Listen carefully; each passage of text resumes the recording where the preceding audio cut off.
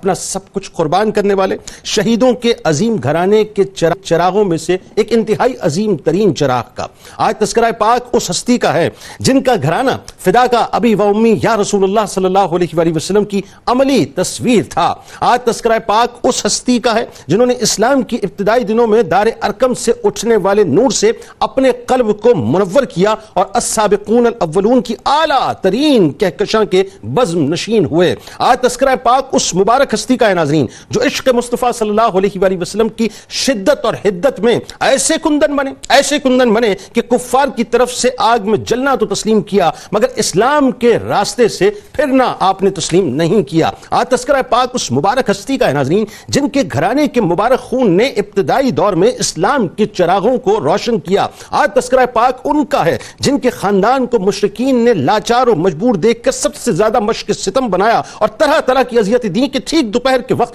تپتی ہوئی ریت پر آپ کو لٹایا جاتا، دہکتے ہوئے انگاروں پر جلایا جاتا اور گھنٹوں پانی کے اندر غوطے دیے جاتے، لیکن جلوہ توحید نے ایسا اسیر کر دیا تھا کہ ان تمام تر سختیوں کے باوجود ان کو اسلام سے برگشتہ نہ کر سکے۔ یہ وہ مبارک ہستی ہیں ناظرین جو اپنے مبارک لہو سے عشق کی داستانیں رقم کرتے رہے۔ یہ وہ ہستی ہیں کہ ہر غزوے میں سرکار دو عالم صلی اللہ علیہ وآلہ وسلم پر فدا ہونے کے لیے سرکار علیہ السلام کے سائے کی طرح سرکار علیہ السلام کے ساتھ ساتھ رہے۔ یہ وہ پاک ہستی ہیں ناظرین جنہوں نے عشق نبی میں جینا اور عشق نبی ہی میں مر کر جینا سکھایا۔ یہ وہ ہستی ہیں جن کی والدہ کے سر اقدس پر اسلام کی پہلی شہیدہ ہونے کا تاج سجا، یعنی اسلام کی پہلی شہیدہ حضرت سمیہ رضی اللہ تعالی عنہا کے نور نظر، حضرت یاسر رضی اللہ تعالی عنہ کے جگر گوشے، شیطان سے جنگ کرنے اور اس کا حلیہ بگاڑنے والے ابتدائی 7 افراد میں سے سب سے پہلے اسلام کا اعلان ببانگ دوہل کرنے والے جانثار وفادار اور فرمانبردار صاحب رسول جو سراپا ایمان تھے، جن کی رگ رگ میں ایمان خون کی طرح سرایت کرتا تھا۔ یہ وہ کمبل پوش ہیں ناظرین، وہ کمبل پوش ہیں کہ اگر وہ کسی بات پر قسم اٹھا لے تو اللہ تبارک و تعالیٰ ضرور ان کی قسم کو پورا فرما دیتا ہے۔ دنیا کے تمام مسلمانوں کے لیے حضرت عمار بن یاسر رضی اللہ تعالیٰ عنہما مکتبہ عشق کے رہنما ہیں جنہیں دنیا کے تمام مسلمان سر جھکا کے سلام پیش کرتے ہیں اور ادب سے ان کا نام لیتے ہیں۔ یہ وہ عظیم ہستی ہیں ناظرین جن کے لیے سرکار دو عالم صلی اللہ علیہ وآلہ وسلم فرمائیں کہ میرے بعد عمار کے طریقے کو اپنانا۔ ناظرین کرام، ہر مسلمان، ظاہر ہے دنیا میں اس وقت اربوں کی تعداد میں تقریباً 1.25 ارب کے قریب یا 1.25 ارب کے قریب مسلمان ہیں۔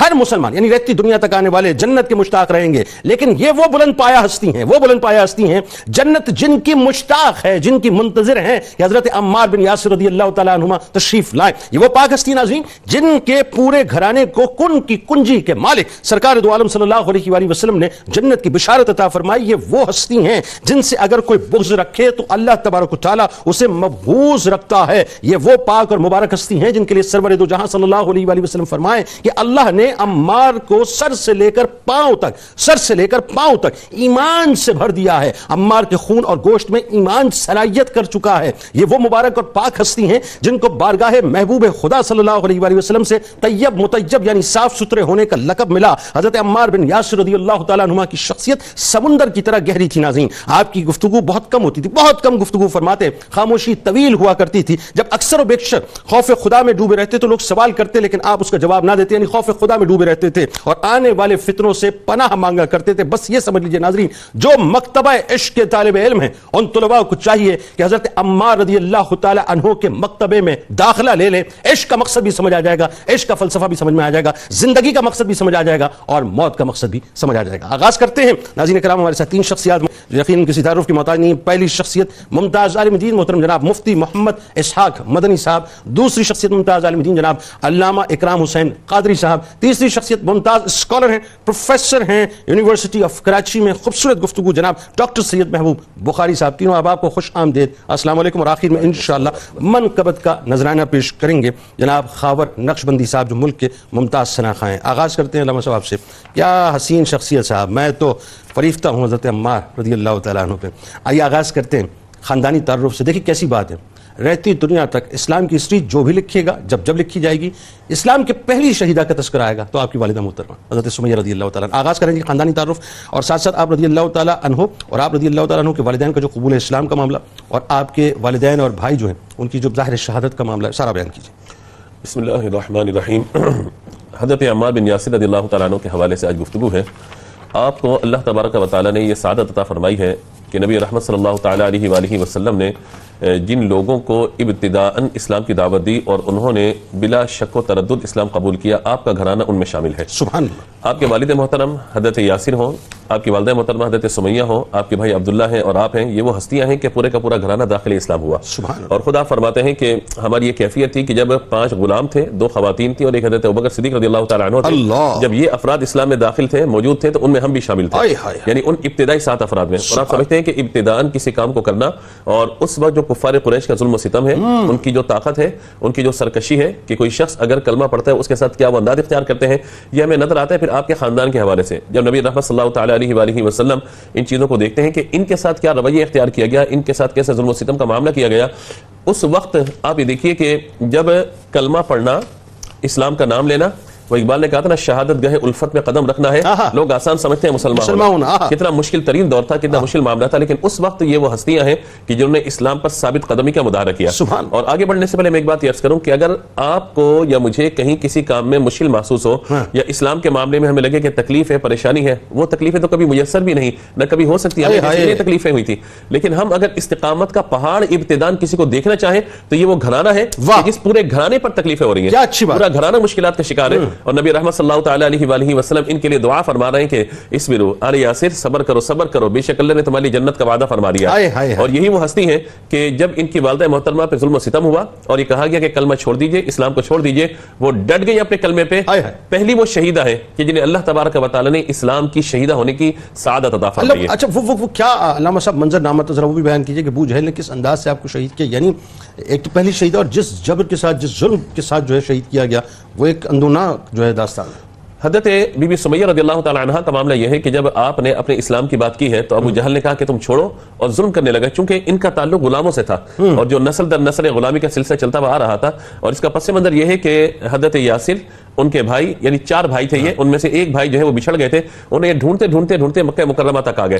تو باقی 2 بھائی جو تھے واپس یمن چلے گئے، بھائی نہ مل سکے. حضرت یاسر نے وہیں پہ سکونت اختیار کر لی. ابو حذیفہ جو تھے انہوں نے انہیں اپنا غلام بنا لیا، اپنے پاس رکھا، اور ان کی لونڈی تھی سمیہ، انہیں ان کی ملکیت میں دیا، تو انہیں آزاد کر کے نکاح کر لیا گیا. کنیز تھی وہ، تو نکاح کر لیا گیا. جب نکاح ہو گیا تو ابو حذیفہ نے انہیں بہت اچھے انداز سے رکھا، مالی طور پر اللہ تعالیٰ نے انہیں کوئی کمی نہیں ہونے دی، یعنی ابو حذیفہ نے جو سارا معاملہ کیا اس اعتبار سے. لیکن کیا ہوا کہ جب اسلام قبول کیا تو کفار نے چونکہ انہیں کمتر سمجھا اس اعتبار سے کہ مالی طور پر یا سردار کے طور پہ کسی بڑے خاندان کے نہیں ہے، لہذا ان کے ساتھ ظلم و ستم کا معاملہ کیا گیا.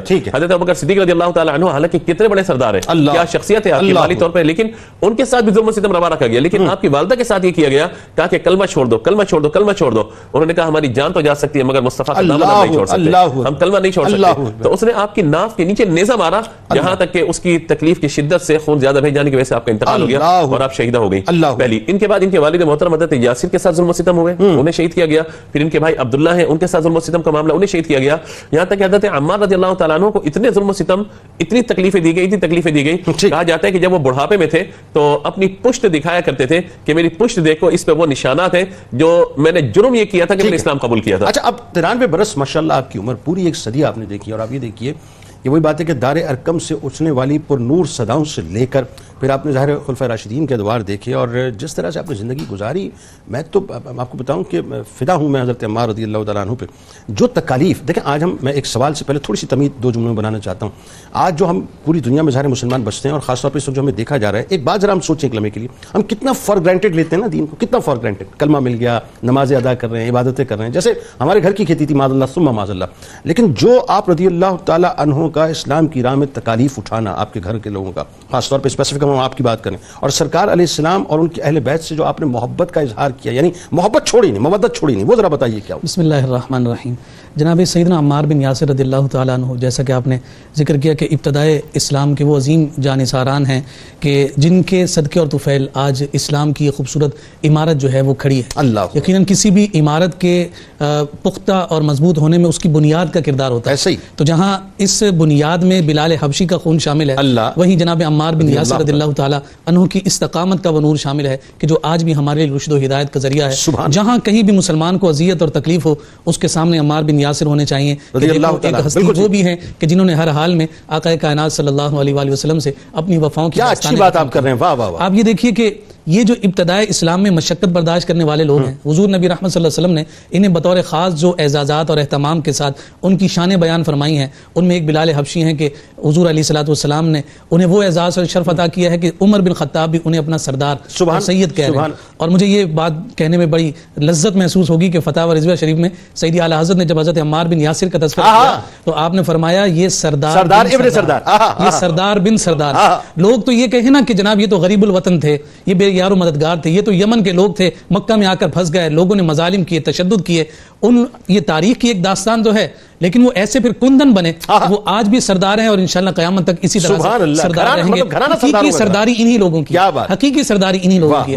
آپ یہ دیکھیے کہ جناب عمار بن یاسر رضی اللہ تعالیٰ عنہ، آپ کا پورا خاندان ان تخت مشق بنے ہوئے ہیں، ایسا ہی ابو جہل ہو، عتبہ ہو، شیبہ ہو، امیہ ہو، ولید بن مغیرہ ہو، دیگر جتنے بڑے بڑے نام ہمیں نظر آتے ہیں، تمام کو اگر کوئی مظالم کی داستان رقم کرنی ہے تو ان کے سامنے یا تو عمار بن یاسر نظر آتے ہیں، یا یاسر نظر آتے ہیں، یا سیدہ سمیہ نظر آتی ہیں، یا بلال حبشی نظر آتے ہیں۔ یہ وہ ہستیاں ابتدائی طور پر ہمیں نظر آ رہی ہیں۔ اور پھر آپ یہ دیکھیے کہ وہ تمام کی تمام وہ برداشت بھی کر رہے ہیں، اور پھر ان کے ساتھ حضور علیہ الصلوۃ والسلام اپنی رحمت کا جو معاملہ فرما رہے ہیں۔ جب وہ تمام کوششیں کر کے تھک ہار کر چلے جاتے، اب کائنات کے تاجدار صلی اللہ علیہ وسلم تشریف لاتے، اپنا مبارک ہاتھ جناب عمار کی پشت پر پھیرتے اور یہ کلمات رب ذوالجلال کی بارگاہ میں دعائیہ انداز میں کہا کرتے تھے۔ حکم آگ کو دیا جا رہا ہے، یا نار کونی بردم و سلاما علی عمار، اے آگ سلامتی والی ہو جا اور ٹھنڈی ہو جا میرے عمار پر، کما کنتی علی ابراہیم، جیسے تو ابراہیم علیہ السلام پر ٹھنڈک والی، راحت والی اور امن والی بن گئی۔ میں آپ سے صرف اتنی بات عرض کرتا ہوں، میرے رونگٹے کھڑے ہو گئے اس وقت گفتگو۔ میں آپ سے یہ بات ضرور عرض کروں گا کہ سارے مظالم اپنی جگہ ہیں، لیکن دیکھیے جس کی خاطر سب برداشت کر رہے ہوں اور وہ نبی رحمت صلی اللہ علیہ وسلم آ کر اپنا دست شفقت پھیر دے،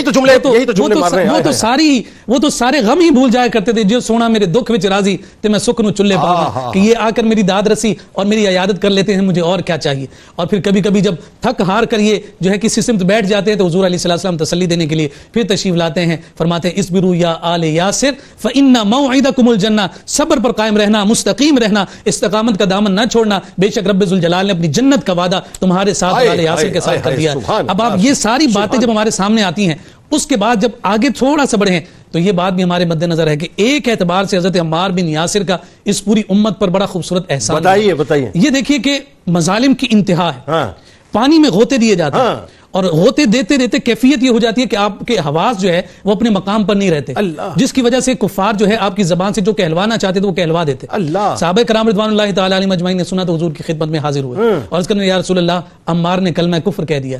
نبی رحمت صلی اللہ علیہ وسلم کو اطمینان نہیں تھا، حضور فرماتے تھے کہ ہو نہیں سکتا کہ عمار کی زبان سے ایسا کلمہ نکل جائے۔ اور سنن نسائی میں الفاظ ہیں، حضور نے فرمایا کہ اس کے تو مشاشہ میں ایمان ہے، مشاشہ گوشت کا نرم حصہ کہلاتا ہے، فرمایا کہ اس کے تو مشاشے تک میں ایمان ہے، یہ ہو نہیں سکتا۔ اور پھر اسی اسنا میں جب عمار بن یاسر آتے ہیں تو عمار بن یاسر رضی اللہ تعالیٰ عنہ کی آنکھوں میں آنسو ہیں۔ تفسیر نگاروں نے لکھا ہے کہ آقا کائنات صلی اللہ علیہ وسلم نے اپنی آنکھوں سے، اپنے مبارک ہاتھوں سے ان کے آنسوؤں کو صاف کیا اور فرمایا عمار کیا ماجرا ہے۔ انہوں نے ساری کیفیت کو جب ذکر کیا ہے تو نبی رحمت صلی اللہ علیہ وسلم نے فرمایا سب چھوڑو، یہ بتاؤ تمہارا دل کیا کہتا ہے۔ تو انہوں نے جواب میں کہا یا رسول اللہ دل تو آپ کے رب کے لیے مطمئن ہے۔ تو اسی وقت پھر جناب جبریل آ گئے، من کفر باللہ من بعد ایمانہ الا من اکرہ وقلبہ مطمئن بالایمان، فرمایا کہ جس کا دل جو ہے اطمینان قلبی جو ہے اسے نصیب اور میسر ہے، وفاداری اللہ اس کے رسول کے ساتھ ہی ہے۔ فرمایا اس کے بعد اگر ایمان لانے کے بعد ان کی زبان سے کوئی کلمہ کریہ نکل بھی جائے تو اس پر ان کا کوئی مواخذہ نہیں۔ اسی سبب سے صاحب فتح الباری نے یہ بات ذکر کی ہے کہ اللہ رب العزت نے شیطان کے تمام حملوں کو عمار بن یاسر پر ختم فرما دیا، کیونکہ وہ جتنے بھی وسوسے ڈالتا ہے عمار بن یاسر اپنی استقامت کے ذریعے سے۔ اس میں گفتگو کریں گے، یہ تو بڑا ایک کمال واقعہ بھی ہے اور یہ واقعہ انشاءاللہ علامہ صاحب سے میں آگے جا کے سننا بھی چاہوں گا، لیکن اس سے پہلے چونکہ فضائل ہی کی بات ہے تو ذرا فضائل ہی کی یوں کہیے کہ اپنا طلسم کے اندر رہتے ہیں، مناقب ہی کے جو ہے وہ قول کے اندر رہتے ہیں، اور تھوڑا سا اور حضرت عمار بن یاسر رضی اللہ تعالیٰ عنہما کی فضائل بیان کیجئے کہ کیا شان ہے۔ کہ میں ایک جملہ جو ابتدا میں عرض کر رہا تھا ذرا وہ بتائیے نا کہ ہم خود ہم جنت کے مشتاق ہیں کہ کاش ہمیں جنت مل جائے، جنت آپ کی مشتاق ہے کہ مجھے عمار بن یاسر رضی اللہ تعالیٰ عنہما مل جائے، بتائیے۔ بسم اللہ الرحمن الرحیم۔ یقیناً اس میں کوئی شک نہیں کہ آج ہم جن شخصیت کو گفتگو میں لا رہے ہیں اور جن کے تذکرے سے اپنے کردار کو اور اپنے آپ کو خوبصورت بنانے کی کوشش کر رہے ہیں وہ حضرت عمار بن یاسر رضی اللہ تعالیٰ عنہ۔ علامہ صاحب کی بات کو ہی میں آگے لے کے چلوں یعنی آپ کی شخصیت وہ جن کی شان میں قرآن کریم کی آیت مبارکہ نازل ہوئی، جن کے ایمان کی تصدیق قرآن کریم میں کی گئی، پھر آپ صاحب ہجرتین ہیں، اس کے ساتھ ساتھ غزوات کے اندر، بالخصوص غزوہ بدر کے اندر، احد کے اندر، خندق کے اندر، صلح حدیبیہ اور دیگر بیت رضوان کے اندر ہر مقام پر آپ حضور پر نور حضرت محمد مصطفیٰ صلی اللہ تعالی علیہ وسلم کی معیت میں، آپ کی صحبت میں موجود ہیں، یہاں تک کہ اعزاز اور یعنی جسے کہتے ہیں کہ شناخت جو مسلمانوں کو دینے والے ہیں، اس میں بھی حضرت عمار ابن یاسر کا یوں کنٹریبیوشن ہے کہ جب آپ مدینہ المنورہ میں چاشت کے وقت تشریف لائے اور حضرت عمار ابن یاسر کو اس بات کی فکر لاحق ہوئی کہ میرے پیارے نبی حضرت محمد مصطفیٰ صلی اللہ تعالی علیہ وسلم اس تپتی دھوپ کے اندر کیا کریں گے، نماز کہاں ادا کریں گے، تو اسلام کی پہلی مسجد، غور فرمائیے گا جنید بھائی، اس وقت تک اسلام کی کوئی اس طرح کی شناخت اس سے پہلے موجود نہیں تھی۔ حضرت عمار ابن یاسر نے جب مسجد قباء کی بنیاد ڈالی تو پورے عالم کو یہ بتا دیا کہ اسلام ایک اپنی منفرد شناخت رکھتا ہے، اور وہ شناخت کس کے توسط سے ملتی ہے، عمار ابن یاسر۔ سبحان اللہ، کیا بات، اس سے ایک طرف تو اسلام کی شناخت ہے، دوسری طرف عشق مصطفیٰ صلی اللہ تعالی علیہ وسلم کے جذبات آپ دیکھیے کیا ہیں، جذبات یہ ہیں کہ میرے پیارے نبی حضرت محمد مصطفیٰ صلی اللہ تعالی علیہ وسلم آرام کہاں فرما کریں گے، اس کے ساتھ ساتھ لوگوں کی دعوت اور تعلیم کیسے کریں گے، اس کے لیے ایک مختص جگہ کر دی جائے، حضرت عمار ابن یاسر وہاں پر موجود ہے۔ اور بات ذرا غور کیجئے، آپ یہ دیکھیے کہ جب حضور اکرم صلی اللہ تعالی علیہ وسلم نے فرمایا کہ میرے بعد ابو بکر و عمر کی اقتداء کرنا، پھر آپ نے عمار ابن یاسر کے بارے میں یہ فرمایا کہ اگر آپ نے کسی کی روش اختیار کرنی ہے تو عمار ابن یاسر ہے، کسی کے عمل اور کسی کے حکم کو ماننا ہے تو عبداللہ ابن مسعود ہے۔ اب میں ناظرین کی توجہ چاہوں گا کہ اس روش سے کیا مراد ہے، یعنی کیوں عمار ابن یاسر؟ حضرت عمار ابن یاسر کی روش سے مراد یہ ہے کہ جیسے کہ آپ نے اپنے ابتدائیے میں بھی فرمایا کہ علم ہے لیکن حلم ہے، خاموشی ہے، یعنی وہ نہ غرور ہے، نہ تکبر ہے، نہ دکھاوا ہے، نہ نمود و نمائش ہے، اور حضور اکرم صلی اللہ تعالی علیہ وسلم کے ساتھ اتنی قربت ہونے کے باوجود بھی ہدایت کا منبع اور حضور کے اخلاق جس کا قرآن نے ذکر کیا اور شہادت دی، آپ اپنے اندر اس کردار کو سموئے ہوئے ہیں، لیکن اس کے باوجود بھی آپ کے اندر نمود و نمائش نہیں ہے۔ آپ کے ساتھ آپ سے صرف یہ نہیں سوتے پھوٹتے کہ عرفان، رشد و ہدایت، عشق مصطفیٰ صلی اللہ تعالی علیہ وسلم، تصوف، بلکہ اس کے ساتھ ساتھ علم، فکر اور قائدانہ صلاحیتیں بھی پھوٹتی ہیں۔ پھر آپ وہ یاد کیجئے جو مناقشہ حضرت خالد بن ولید کے حوالے سے ہے، اس میں بھی آپ کے کتنے بہترین کردار کی صفات حضور اکرم صلی اللہ تعالی علیہ وسلم واضح فرماتے ہیں کہ گفتگو میں معمولی سی تلخی ہوئی تو حضرت عمار ابن یاسر رضی اللہ تعالی عنہ حضور کے سامنے پیش ہوتے ہیں۔ خالد ابن ولید نے وہاں پر آ کر بتانا بھی چاہا، حضور اکرم صلی اللہ تعالی علیہ وسلم نے فرمایا جو آپ سے دشمنی، حضرت عمار ابن یاسر سے دشمنی کرے گا وہ دراصل اللہ رب العزت سے دشمنی کرتا ہے، جو آپ سے بغض کرتا ہے وہ دراصل حضرت عمار ابن یاسر رضی اللہ تعالی عنہ سے بغض کرتا ہے۔ اس کا مطلب کیا ہوا کہ حضرت خالد ابن ولید رضی اللہ تعالی عنہ آگے تشریف لے کر گئے تو پھر آپ نے اس میں حوالے سے آپ نے اپنے معاملات کو درست فرمایا اور راضی ہو گئے۔ خالد ابن ولید رضی اللہ تعالی عنہ کا یہ واقعہ بھی یہ بتاتا ہے کہ آپ رضی اللہ تعالی عنہ کا کردار کی عظمت کیا ہے۔ بس اس پہ گفتگو کریں گے۔ بات یہ ہے کہ سرکار مدینہ، جیسا آپ یہ بتا رہے ہیں، سرکار مدینہ صلی اللہ علیہ وآلہ وسلم نے ظاہر ہے ایک طرف حضرت خالد بن ولید رضی اللہ تعالیٰ عنہ کا مقام اور مرتبہ اور ایک طرف حضرت عمار بن یاسر رضی اللہ تعالیٰ عنہ کا مرتبہ، یعنی دونوں غلام ہیں، دونوں سرکار کی بارگاہ میں موجود ہیں اور دونوں کی محبت کو اس وقت امت کے اوپر جو ہے عیاں کرنا اصل مقصد ہے۔ آئیے ناظرین، بنیادی طور پہ سرکار علیہ السلام کی چونکہ ایسے غلام کا تذکرہ پاک ہے کہ وہی بات ہے کہ بس میں کیا کہوں کہ جنہوں نے اپنا سب کچھ فدا کا ابی و امی یا رسول اللہ صلی اللہ علیہ وآلہ وسلم کے سلوگن کے تحت سرکار علیہ السلام پہ قربان کر دیا۔ تو آئیے پہلے سرکار علیہ السلام کی بارگاہ میں درود پاک کا نذرانہ، اور جب لوٹیں گے تو آپ نے کہیں نہیں جانا کیونکہ شیطان کے ساتھ ایک آپ کی لڑائی ہوئی تھی حضرت عمار بن یاسر رضی اللہ تعالیٰ عنہ کی، وہ کیا ہوئی تھی اور اس کے بعد کیا ہوا تھا آپ کو بتائیں گے ایک مختصر صفحے کے بعد۔ اللهم صل على سيدنا ومولانا محمد وعلى سيدنا علي وسيدتنا فاطمة وسيدتنا زينب وسيدنا حسن وسيدنا حسين وعلى آله وصحبه وبارك وسلم اللهم صل على سيدنا ومولانا محمد وعلى سيدنا علي وسيدتنا فاطمة وسيدتنا زينب وسيدنا حسن وسيدنا حسين وعلى آله وصحبه وبارك وسلم ناظرین کرام، ایک بار پھر میں آپ کو خوش آمدید کہتا ہوں. بڑا خوبصورت، بڑا خوشبودار تذکرہ پاک ہے حضرت عمار رضی اللہ تعالی عنہ کا، جو فدائے رسول صلی اللہ علیہ وآلہ وسلم، جن کا گھرانہ فدائے رسول صلی اللہ علیہ وآلہ وسلم ہے. اور عالم یہ ناظرین ذرا سوچئے کہ حضرت عمار رضی اللہ تعالیٰ عنہ وہ ہستی ہیں جن کو سرکار علیہ السلام کا وہ لمس عطا ہوا، وہ قربتیں عطا ہوئیں، جس کو ظاہر ہے بعد کے صحابی اس انداز سے دیکھتے ہیں کہ جب عمار بن یاسر رضی اللہ تعالیٰ عنہ سامنے آتے تو وہ رشک کی نگاہ سے ان کو دیکھا کرتے تھے کہ کتنا کرم سرکار مدینہ صلی اللہ علیہ وآلہ وسلم نے آپ پہ فرمایا ہے کہ آپ کو سرکار علیہ السلام کی اتنی محبتیں اور عنایتیں نصیب ہوئی ہیں. اب چونکہ واقعہ آپ کو سنوانا ہے، لہٰذا آپ نے ہمارے ساتھ رہنا ہے کہ شیطان سے جو ایک لڑائی اور جنگ ہوئی تھی علامہ صاحب، وہ ذرا بتائیے کہ کیا تھی. اور حضرت عمار بن یاسر رضی اللہ تعالیٰ عنہ کا زہد و تقویٰ، آپ کی عبادات وہ ایسی ہیں کہ وہ خود جو ہے ایک مثال ہے رہتی دنیا تک مسلمانوں کے لیے. جی بسم اللہ الرحمن الرحیم. نبی مکرم صلی اللہ تعالیٰ علیہ وآلہ وسلم کی بارگاہ میں آنے والے وہ افراد کے جنہیں اللہ تعالیٰ نے اسلام کی نعمت عطا فرمائی، ان کے لیے ایک حدیث مبارکہ مسند امام احمد کی، اس کے بعد پھر انشاءاللہ میں جو آپ نے ارشاد فرمایا مصرف آتا ہوں.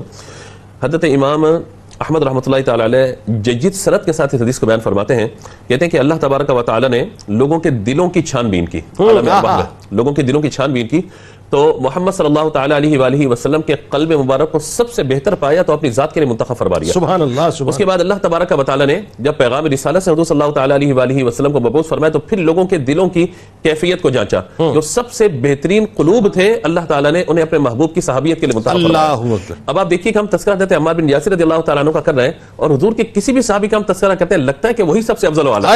کیا اچھی بات ہے. رضی اللہ تعالیٰ عنہ کا معاملہ تو یہ ہے کہ آپ یہ دیکھیے کہ جس واقعے کی طرف آپ اشارہ کر رہے ہیں اس واقعے کو بیان کرنے والے حضرت علی رضی اللہ تعالیٰ عنہ، یعنی اہل بیت اطہار سے کیسا قریبی تعلق اور کتنا قرب خاص ہوگا کہ حضرت علی رضی اللہ تعالیٰ عنہ اس بارے میں بیان کر رہے ہیں کہ حضور صلی اللہ تعالیٰ علیہ وآلہ وسلم کے ساتھ ہم تھے تو حضور صلی اللہ تعالیٰ علیہ وآلہ وسلم نے حضرت عمار کو پانی لینے کے لیے بھیجا کہ وہاں کنویں سے جاؤ پانی لے کر آؤ، اور فرمایا کہ ایک غلام آئے گا جو ایک کالے شکل کا انسان ہوگا، تم نے اس سے گھبرانا نہیں ہے، ڈرنا نہیں ہے، اور تم نے یہ خیال کرنا ہے کہ وہ تمہیں پانی بھرنے سے نہ روکے. آپ آگے بڑھیں اور آپ کے ذہن میں حضور صلی اللہ تعالیٰ علیہ وآلہ وسلم کا یہ فرمان موجود ہے. جب آگے بڑھیں تو ایک کالا شخص آیا، حبشی، بالکل سخت ترین اور کڑی شکل والا. اس نے آنے کے بعد کہا کہ میں تمہیں پانی نہیں بھرنے دوں گا جب تک یہ کام نہیں کرو گے. اور وہ کام کیا تھے؟ اللہ کی معصیت کے، نافرمانی کے، گناہ کے کام تھے.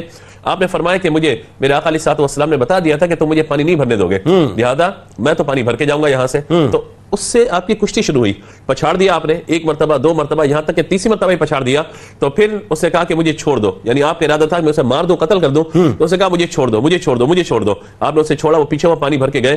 تو رحمت عالم صلی اللہ تعالیٰ علیہ وآلہ وسلم جہاں حضرت عمار بن یاسر یہاں یہ معاملہ فرما رہے ہیں، حضور صحابہ سے ذکر فرما رہے ہیں. اب عمار نے انہیں پچھاڑ دیا، اب دوبارہ کھڑا ہوا، دیکھو پھر پچھاڑ دیا، پھر وہ آگے بڑھا، پھر پچھاڑ دیا. اب یہ سارا معاملہ چل رہا ہے. حضور کی نگاہ نبوت، نگاہ رحمت، اور جو اللہ تعالیٰ نے آپ کو علوم عطا فرمائے ہیں کہ نگاہ صحابہ کرام علیہم رضوان پر تو ہے لیکن اپنے اس غلام پر بھی نظر حضور فرمائے کہ وہ حضرت عمار کے ساتھ جو سارا یعنی براہ راست سرکار علیہ السلام ان تمام مناظر کو اپنے غلام کے دیکھ رہے ہیں کہ شیطان کو کس طرح سے پچھاڑے میرے غلام، اور اس کو بیان کر رہے ہیں. بے شک یہ بات ہے، سبحان اللہ تعالیٰ علیہ وسلم کی نظروں کے سامنے سارا منظر موجود ہے. سبحان اللہ. حضرت عمار جب واپس تشریف لائے تو لوگوں نے کہا کہ حضور نے اسی طرح بیان فرمایا کہ حضور نے جانے سے قبل مجھے فرمایا تھا اور کیا تمہارے سامنے ذکر کیا حضور نے؟ کہا حضور نے سارا واقعہ میں بیان کیا. تو وہ کہتے ہیں کہ میں نے حضور سے آ کے عرض کیا یا رسول اللہ یہ سارا معاملہ فرمایا، تمہیں پتہ ہے وہ کون تھا؟ کہ یا رسول میرے علم میں نہیں، فرمایا وہ شیطان تھا. کہ حضور مجھے علم ہوتا میں اسے قتل کر دیتا، لیکن چونکہ اللہ تبارک و تعالیٰ کا ارادہ ازلی یہ ہے کہ قیامت تک اسے باقی رہنا ہے، شیطان کو لوگوں کو وسوسے ڈالنے، تو اس لیے یہ سارا معاملہ یہاں مکمل ہوتا ہے. دوسری میں آپ کے سامنے دو باتیں یہاں پہ حضرت عمار بن یاسر رضی اللہ تعالیٰ کے حوالے سے عرض کرنا چاہتا ہوں جو آپ کا زہد، تقویٰ، عبادات اور آپ کا علمی مقام و مرتبہ. ایک تو یہ ہے کہ آپ کی گفتگو بہت کم ہوا کرتی تھی اور خاموشی آپ کی طویل ہوا کرتی تھی، اور فکر آخرت اور خوف خدا سے آپ ہمیشہ رہا کرتے تھے، مستغرق. اسی طریقے سے صلاۃ اوابین، یعنی نماز مغرب کے بعد آپ 6 رکعت نماز نفل ادا فرمایا کرتے تھے. کسی نے پوچھا کہ آپ مستقل یہ عمل اختیار کرتے ہیں، کبھی چھوڑتے نہیں ہیں، تو آپ نے حدیث مبارکہ بیان فرمائی جو معجم اوسط کی حدیث مبارکہ ہے کہ رحمت عالم صلی اللہ تعالیٰ علیہ وآلہ وسلم نے فرمایا جو مغرب کے بعد 6 رکعتیں ادا کرے گا اگرچہ اس کے گناہ سمندر کے جھاگ کے برابر اللہ سب کو معاف فرما دے گا. تو یہ بہت بڑی سعادت کی بات ہے کہ 6 رکعت نماز نوافل ادا کی. آخری بات میں اس حوالے سے بڑی اہم ترین بات، حضرت عمار رضی اللہ تعالیٰ عنہ چونکہ حضور سے صحبت یافتہ ہیں اور اللہ تبارک و تعالیٰ نے آپ کو بہت زیادہ علم سے بھی نوازا، حضور کی بارگاہ سے فیض یافتہ ہے. کسی نے کسی مسئلے میں آپ سے بات کی، اس کی وضاحت طلب کی، تو چونکہ ہمارے ہوتے ہیں نا فردی سوالات بعض اوقات لوگ کر دیتے ہیں، تو ایک سوال اس طریقے کا آپ سے کیا گیا تو آپ نے فرمایا کیا یہ مسئلہ درپیش ہو چکا ہے؟ تو لوگوں نے کہا نہیں ابھی یہ مسئلہ نہیں ہے، لیکن اس پر پہلے سے آپ کی رائے پوچھنا چاہتے ہیں. تو آپ نے فرمایا کہ جب پیش آئے گا تو دیکھ لیا جائے گا اور جو شرع کا حکم ہے وہی تمہیں بتا اسی وقت جواب دیا جائے گا. بات آگے بڑھاتے ہیں. آپ کی ظاہر بہادری اور شجاعت خاص طور پہ وہ ایسی کہ اب دیکھیں نا 93 برس تک آپ کی ماشاءاللہ اللہ تعالیٰ نے ظاہری حیات رکھی، لیکن آپ نے کوئی غزوہ نہیں چھوڑا. اس بارے میں بتائیے. جنگوں میں آپ شریک رہے، اسلام کے دفاع کے لیے اور اپنے آپ کو مٹانے کے لیے جو ہر وقت تیار رہتے تھے. بتائیے ذرا آپ کی بہادری اور شجاعت کے بارے میں. بسم اللہ الرحمن الرحیم. دیکھیے کسی بھی شخص میں جب آپ یہ بہادری کا وصف دیکھتے ہیں تو اس کے پیچھے کوئی نہ کوئی راز ہوا کرتا ہے. بنیادی طور پر جو فلسفہ ہے وہ یہی ہے کہ انسان کوئی بولڈ جب اسٹیپ لینے لگتا ہے تو اس بولڈ اسٹیپ سے پہلے اسے کوئی ہرڈل ہوتی ہے، کوئی ہچکچاہٹ ہوتی ہے، یا تو سبب اس کا کوئی ذاتی ہوتا ہے یا کوئی فرد ہوا کرتا ہے. اچھا، اگر جس نے یہ حضور نبی رحمت صلی اللہ علیہ وسلم سے براہ راست سنا ہو جاؤ جا کر تم جنگ میں لڑو، جیسے ہی لڑو گے اور اللہ کی راہ میں شہید ہوگے فوراً جنت میں چلے جاؤ گے، تو صحابی کے ہاتھ میں اگر کھجوریں بھی ہیں تو وہ بھی پھینک کے میدان جہاد میں چلا جاتا ہے کہ مجھے تو جنت ملنی ہے، اس زندگی کا میں نے کیا کرنا ہے. تو یہ جو ہچکچاہٹ ہوتی ہے انسان کی اگر انفرادی طور پر ہو تو اسے اپنی جان سے زیادہ بڑھ کر تو کوئی شے نہیں ہوتی. اور جنہوں نے جو ہے یہ وعدے حضور سے کر رکھے ہوں کہ ہماری جان آپ کے قدموں پر نچھاور ہونے کے لیے ہے، تو ان سے بڑا بہادر اور ان سے بڑا دلیر کون ہو؟ صحابہ کی پوری صف میں یہ وصف خاص ایسا ہے کہ جو ہر ایک میں بدرجہ کمال پایا جاتا ہے، جو حضور علیہ السلام پر مر مٹنے کے لیے ہر وقت تیار ہمیں نظر آتے ہیں. اب آپ یہ دیکھیے کہ تمام غزوات میں چونکہ السابقون الاولون میں یہ شامل، ابتدائی اسلام میں داخل ہونے والے یہ شامل، ابتدائی طور پر تمام مصیبتیں برداشت کرنے والے یہ، حبشہ کی جانب ہجرت ہو رہی ہے تو ان کے سردار بن کر سپہ سالار بن کر جانے والے یہ، مدینہ المنورہ ہجرت کرنے والے یہ، حضور علیہ الصلوۃ والسلام کے ساتھ ابتدا سے لے کر آخر تک ساتھ رہنے والے، ہر غزوہ میں حضور نبی رحمت صلی اللہ علیہ وسلم کے ساتھ ہیں، حضور علیہ الصلوۃ والسلام کی شانہ بشانہ ہے. اور ساتھ ساتھ فرمایا کہ یہ ایسے بہادر صحابی تھے کہ جس سمت چلے جاتے تھے وہاں جو ہے وہ صفوں کی صفوں میں جو ہے وہ ہلچل مچ جایا کرتے تھے کہ یہ کون سا مجاہد ہے. پھر ان کے ساتھ ایک اور معاملہ یہ بھی تھا، وہی بے باکی اور جو بہادری کا عالم ہے. آپ کے حوالے سے یہ بات بھی عرض کروں کہ آپ ایسے عظیم شاہین ختم نبوت ہیں، جنگ یمامہ کے عظیم مجاہد ہیں کہ جنہوں نے اس وقت اس جنگ میں شرکت کر کے اور اپنی جان داؤ پر لگا کر اس بات کا اعلان قیامت تک کے لوگوں کے لیے کر دیا ہماری جان عقیدہ ختم نبوت پر. سبحان اللہ. جنگ یمامہ میں جس طرح سے آپ نے، میں تاریخ کے ان جملوں کو مانتا نہیں کہ مسلمان منتشر ہوئے، میں جملوں کو مانتا ہوں کہ وہ عشق جو ہے اس کو مجتمع کیا حضرت عمار رضی اللہ تعالیٰ عنہ نے. تو جو آپ نے اعلان فرمایا کیسے مجتمع کیا تھا بتائیے نا. ٹیلے پر چڑھ گئے اور ٹیلے پر یہاں یہ بات تو ہے کہ آپ نے پکارا مسلمانوں کو ہے. کبھی آپ کہتے ہیں نا کہ بیٹی کو کہہ کر بہو کو سنایا جاتا ہے. حضرت عمار بن یاسر کا حوال یہی تھا کہ آپ ٹیلے پر کھڑے ہو کر مسلمانوں کو بلا رہے تھے، در حقیقت وہ کفار کو کہہ رہے تھے کہ دیکھو عمار یہاں کھڑا ہے اگر مقابلہ کرنا تو. سبحان اللہ. یہ وہ کیفیت تھی جب حضرت عمار بن یاسر لڑ رہے ہیں تو لڑتے ہوئے آپ کا کان جو ہے کٹ گیا، اور جب کان کٹا ہے تو کان زمین پر گرا اور پھڑ پھڑا رہا ہے. آپ کی نظر اس جانب نہیں ہے، آپ کی نظر دشمن کی جانب، اور پورا مارکا آپ نے لڑا.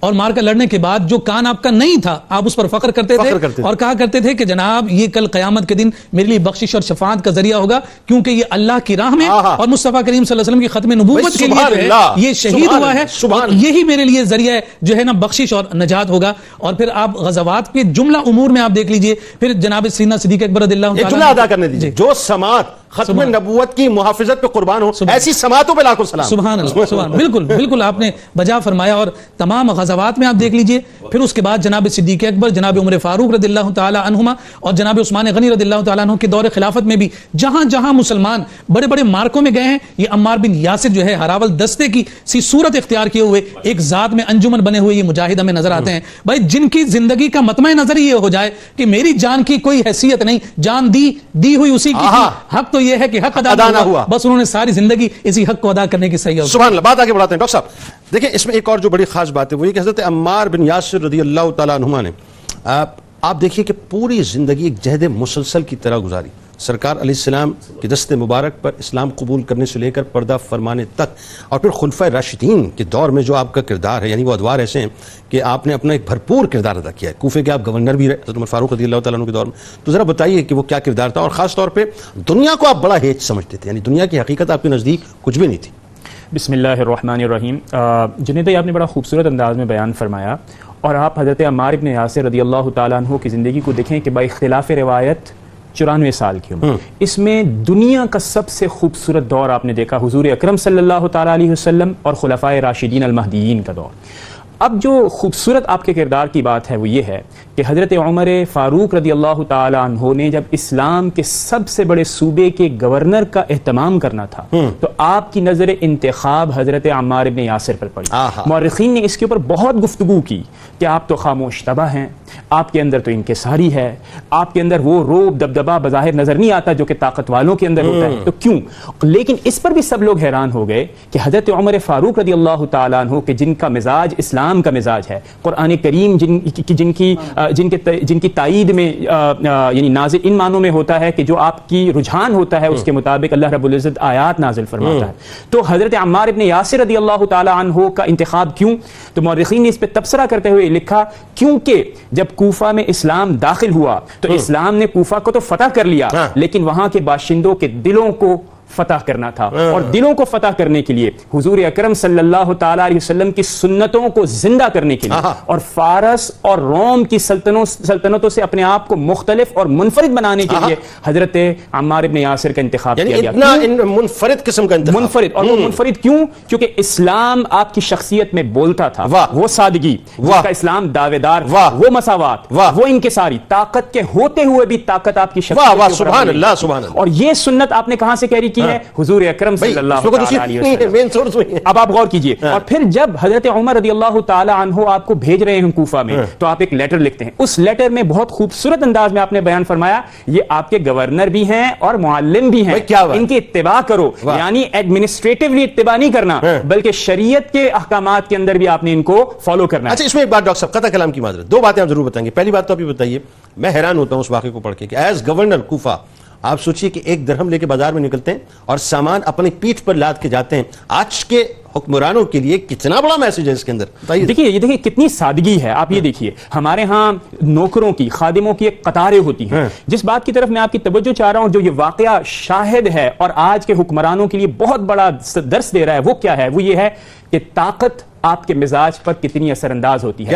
آج ہم اپنے معاشرے میں دیکھتے ہیں کہ ایک چھوٹا سا کلرک ہوتا ہے, یہ بھی چھوڑ دیجئے, ایک چھوٹا سا آپ دیکھیے چپڑاسی ہوگا, نائب قاصد ہوگا, وہ اپنی طاقت کو اس انداز میں ایکسرسائز کرتا ہے کہ وہ سمجھتا ہے کہ مجھ سے بڑھ کر طاقتور دنیا میں کسی باس کا پیون ہوگا, وہ اپنے آپ کو اپنی ذات میں اپنے آپ کو باس سمجھتا ہے. وہ یہ کہتا ہے کہ میری مرضی اور منشا کے مطابق چڑیا پر نہیں مار سکتی. حضرت عمار ابن یاسر رضی اللہ تعالیٰ عنہ کوفہ کے گورنر ہیں. کوئی شخص بدتمیزی کرتا ہے رعایت کے اندر, آپ مسکرا کے جواب دیتے. کوئی شخص کوئی یعنی شکایت لے کر آتا, آپ اس کی شکایت کا مداوع کرتے. حتیٰ کہ حضرت عمر رضی اللہ تعالی عنہ نے جب آپ کو اس عہدے سے جب یہ علیحدہ ہوئے تو آپ نے پوچھا, کیونکہ حضور اکرم صلی اللہ تعالی علیہ وسلم کے چہیتے تو تھے ہی, اور آپ کو اس بات کا فخر بھی تھا کہ اگر کوئی حضور کے قریب عمر میں ہے تو عمار ابن یاسر. اللہ, ایک بات اور بتائیے جو بڑی خاص ہے اس حوالے سے, وہ جو روایت ہم عموماً سناتے ہیں کہ اللہ کے کچھ بندے ایسے ہیں جو اگر قسم اٹھا لیں تو اللہ ان کی قسم کو نہ اٹھا لے. یہ تو اور دیکھیں یہ کتنے اعزاز کی بات, یہ اعزاز تو انہی کے لیے ہوتا ہے. یہ اعزاز انہی کے لیے ہے جن کے لیے کہا گیا کہ جنت ان کے مشتاق ہے. ٹھیک ہے, یعنی ہم جنت کے مشتاق ہوتے ہیں, جنت ان کے مشتاق. ایسا ہی پھر فرمایا کہ انبیاء کے کیا ہوتے ہیں, مختلف وزراء ہوتے ہیں, اور تمام انبیاء کے 7 اور حضور اکرم صلی اللہ تعالی علیہ وسلم کے 14, اور ان میں سے حضرت عمار ابن یاسر. لیکن جس بات کی طرف میں توجہ چاہ رہا تھا وہ کیا تھا کہ جب حضرت عمر نے پوچھا عمار رضی اللہ تعالی عنہ سے کہ میں نے یہ عہدہ آپ سے لیا ہے, کہیں آپ کو دل میں ملال تو نہیں؟ تو آپ نے کیا خوبصورت جملہ فرمایا. آپ نے فرمایا کہ یہ ذمہ داری تھی جو جب مجھے دی گئی تو تب بھی مجھے خوشی نہیں ہوئی, اور آج جب یہ ذمہ داری مجھ سے لی گئی تو اس پہ اوپر ملال بھی نہیں. آپ یہ دیکھیے کہ کتنے انڈیفرنٹ ہے حضرت عمار ابن یاسر, اور آج کی سیاست, آج کی طاقت, اس کو یہ سیکھنا چاہیے حضرت عمار ابن یاسر رضی اللہ تعالی عنہ سے کہ طاقت لوگوں کے دلوں پر حکمرانی کے لیے, اور طاقت میں آپ کو اپنے آپ کو اکاؤنٹیبل سمجھنا چاہیے اللہ رب العزت کے احکامات کا, نہ یہ کہ آپ اپنے ماتحت رکھیں ان تمام چیزوں کو. آخری فائنل کامنٹ مختصر سا, آج چونکہ 7 سفر ہے اور 7 سفر کے حوالے سے 9 سفر آج 9 سفر, تو یہ ایک روایت میں مطلب آتا ہے 7 اور 9 کا جو ہے مطلب آپ کی شہادت کے حوالے سے آتا ہے, تو اس میں مختصر کامنٹ آپ کی شہادت کے حوالے سے. حضرت عمار بن یاسر رضی اللہ تعالیٰ عنہ وہ ہستی ہیں, ویسے تو آقا صلی اللہ تعالیٰ علیہ وسلم نے بہت سارے صحابہ کو جنت کی خبر عطا فرمائی اور شہادت کی خبریں بھی عطا فرمائی ہیں. ایک بات جو فضیلت کے حوالے سے, یعنی شہادت کی خبر تو ان کی حضور نے ارشاد فرما دی تھی, لیکن ایک بات جو فضیلت کے حوالے سے میں عرض کرنا چاہتا ہوں وہ یہ ہے, فرمایا کہ بعض لوگ ایسے ہیں کہ اگر وہ قسم اٹھا لیں اللہ تبارک و تعالیٰ ان کی قسم کو پورا فرما دیتا ہے. یہ جو فضیلت ہے نا آپ کی, یہ خاص فضیلت آپ ہی کی ذات کے حوالے سے, اور یعنی کمبل پوش, خرقہ پوش لوگ, یعنی بظاہر لوگ ان سے دوری اختیار کرنے والے ہوں گے, لیکن اگر کسی بات پر وہ قسم قسم اٹھا لیں اللہ تبارک و تعالی کی قسم کو پورا فرما دیتا ہے.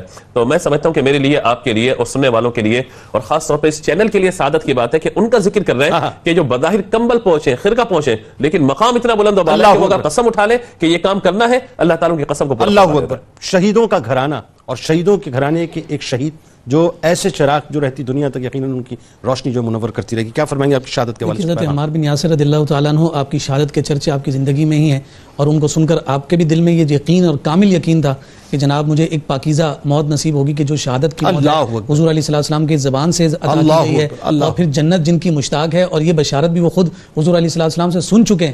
اس کے باوجود فکر آخرت کا عالم یہ ہے کہ حلقے میں بیٹھے ہوئے جب ایک شخص نے مختلف بیماریوں کا تذکرہ ہونے لگا تو ایک شخص نے کہا کہ مجھے تو آج تک کوئی بیماری ہی نہیں لگی. تو پھر آپ نے کہا کہ جاؤ اور اپنے جا کے دل کے نفاق کا علاج کرو, کیونکہ یہ آزمائشیں تو آتی ہی صاحبان ایمان پر ہیں, جن پر آتی ہیں پھر اللہ رب العزت ان کے لیے گناہوں کو دھونے کا انتظام اور اہتمام فرماتا ہے. اس سے آپ اندازہ لگائیے کہ کردار کی پختگی کتنی تھی. انہیں اتنے منصب ملنے کے بعد بھی کسی قسم کی خوش فہمی نہیں تھی, بلکہ انہیں صرف ایک بات کی جو ہے وہ لالچ اور حرص تھی کہ اللہ اور اس کے رسول صلی اللہ علیہ وسلم آخر ہم سے راضی. اور آخر میں جو میں ابھی شہادت کی ان کی بات چل رہی ہے تو میں ایک بات سوچ رہا تھا. آپ یہ دیکھیے کہ مجاہدین نارملی جو لڑتے ہیں ہمارے ہاں, وہ ان کی عمر جو ہے اگر 50 سے اوپر کراس کر جائے تو لڑنا مشکل ہوتا ہے. 93 برس ظاہری عمر ڈاکٹر صاحب, اور 93 برس کی عمر میں جو آپ کو شہادت مل رہی ہے, یہ امت کے لیے اس میں پیغام کیا ہے شہادت میں, یہ بتائیے. دیکھیں پیغام تو اس میں یہ ہے کہ جنگ کے حوالے سے اور غزوات کے حوالے سے ہمارا خیال یہ ہوتا ہے کہ اس میں آپ موت کو دعوت دیتے ہیں, لیکن اور اس میں جو اہم بات حضرت عمار ابن یاسر سے سیکھنے کی ہے وہ یہ ہے کہ جنگ ایمان کی بات ہوتی ہے, نفسیات کی بات ہوتی ہے, اس میں جو وسائل ہوتے ہیں یہ اتنے اہم نہیں ہوتے. آخر میں ایک بات اور آج کے لوگوں کے لیے کہوں گا کہ حضرت عمار ابن یاسر رضی اللہ تعالیٰ عنہ کے حوالے سے یہ روایات میں آتا ہے کہ آپ کا کردار میں خاموشی ہے. آج کا دور خاموش انسان کو کمزور, ناتواں, نعوذ باللہ یعنی بے وقوف اور کچھ اور کردانتا ہے. خاموشی اگر متانت کے ساتھ ہو اور حضور کی اتباع میں ہو تو عمار ابن یاسر کا کردار آتا ہے. آپ کے بارے میں تذکرہ نگاروں نے لکھا کہ ایک ایک لفظ آپ تول کر اور خوب منتخب کر کے آپ بولتے. یہ سنت ہمیں حضرت عمار ابن یاسر سے سبحان اللہ سبحان اللہ سبحان اللہ. جزاک اللہ جی. آپ تینوں احباب تشریف لائے. اللہ تبارک و تعالیٰ اس ذکر پاک کو اپنی بارگاہ میں قبول فرمائے. کل بروز محشر